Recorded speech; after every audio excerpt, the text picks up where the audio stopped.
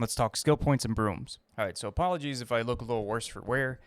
I just did a 13-hour stream from launch of the game to basically now. I'm still haven't gone to bed yet. This is just after stream recording this video. But I want to talk about skill points and brooms and go over what I think is the best distribution of those points and what brooms to pick for Seeker.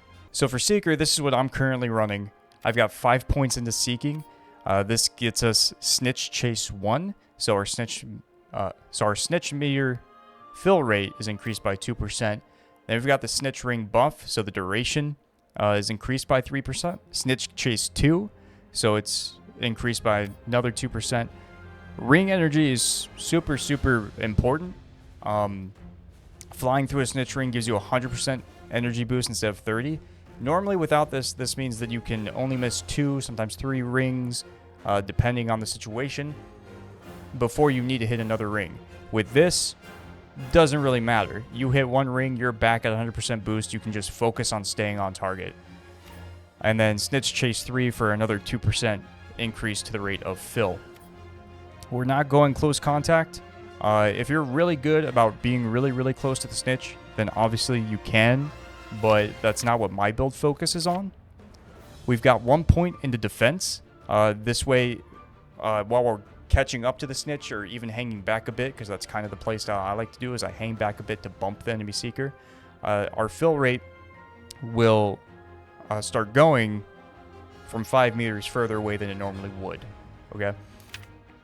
Then Disruption. Disruption is super, super important.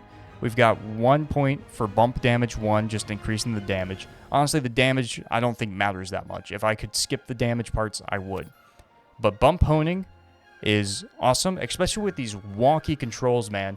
I don't know what they were thinking, putting the controls to be Y and right stick to bump. It not very comfortable. I think it should be left stick and Y or something else, because this is not very...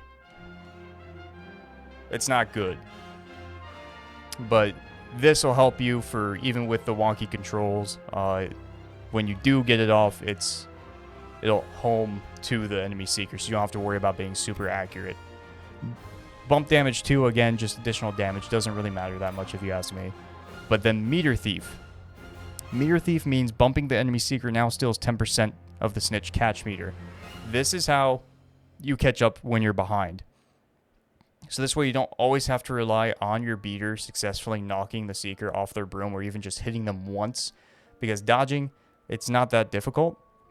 Of course, there is some cases where you will still get hit, be it wonky timing, wonky meter fills for the dodge timer thing, but this will help you get from behind in general. So my recommendation is, if you want to get better at Seeking, make sure you're good at dodging bludgers, and then learn how to bump the enemy Seeker. If you're not good at dodging bludgers, then some more skill points in defense might be what you need to counter that, because it's got a lot of stuff in here. You know, when you do successfully dodge a bludger, you'll gain a 15% boost.